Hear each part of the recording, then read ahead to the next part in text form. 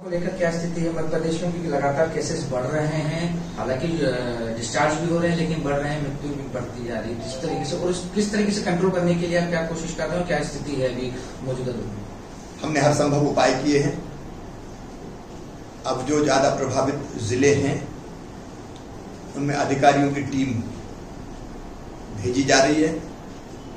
अधिकारियों की टीम में सभी पक्ष देखने वाले अफसर शामिल होंगे।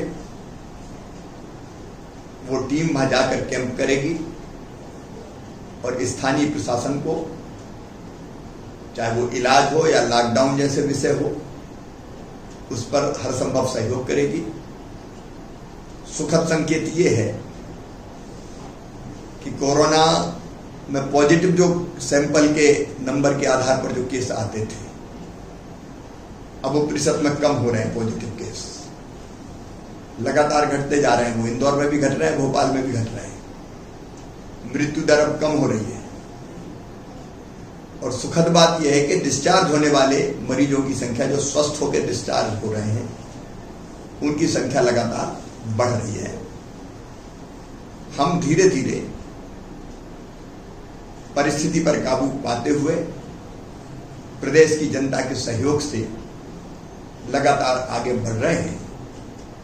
और इसलिए हमने एक फैसला भी किया है। प्रधानमंत्री जी ने कहा था कि जान भी है और जहान भी है, इसलिए हमें जहान को भी देखना है। इसलिए सभी सावधानियां रखते हुए कल से वल्लभ भवन, सतपुड़ा, विंध्याचल जो राज्य स्तरीय कार्यालय में है, उनमें 30% अधिकारी कर्मचारी अब काम के लिए आना प्रारंभ होंगे, ताकि सामान्य कामकाज को भी हम जारी रख सकें। प्रदेश में कई तरह की आर्थिक गतिविधियां जो ग्रीन जोन है उनमें हमने शुरू कर दी है। कल ही मजदूरी करने वाले मनरेगा के अंतर्गत मजदूरों की संख्या 5 लाख से ज्यादा थी। रोजगार के अवसर जुटे, इसका प्रयास हम लगातार कर रहे हैं। सर, किसानों की बात सामने आ रही है कि उनको जितना उत्पादन हुआ उससे कम खरीदी हो रही है। उनका कहना है कि जितना हमारा उत्पादन उससे काफी कम। मुझे कहते हुए खुशी है कि गेहूं हम 23 लाख मीट्रिक टन से ज्यादा खरीद चुके हैं। 15 अप्रैल से हमने खरीदी प्रारंभ की थी। रिकॉर्ड खरीदी चल रही है। और ये खरीदी तब जब व्यवस्थाएं थी नहीं। खरीदी की व्यवस्था मैंने आके बनाई।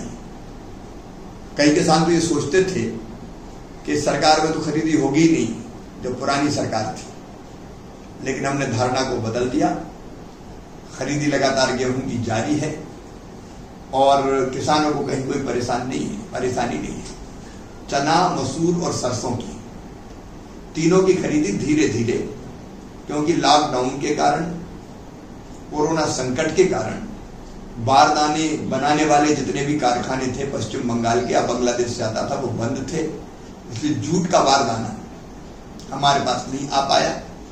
फिर भी हमने आनन फानन में व्यवस्थाएं की और हमको केंद्र का सहयोग भी मिला व्यवस्था करने में। और हम धीरे धीरे हम इन तीनों की खरीदी भी शुरू करेंगे। पिछली सरकार ने खरीदी की जो पर हेक्टर खरीदी की जो सीमा तय की थी, वो कम तय की थी।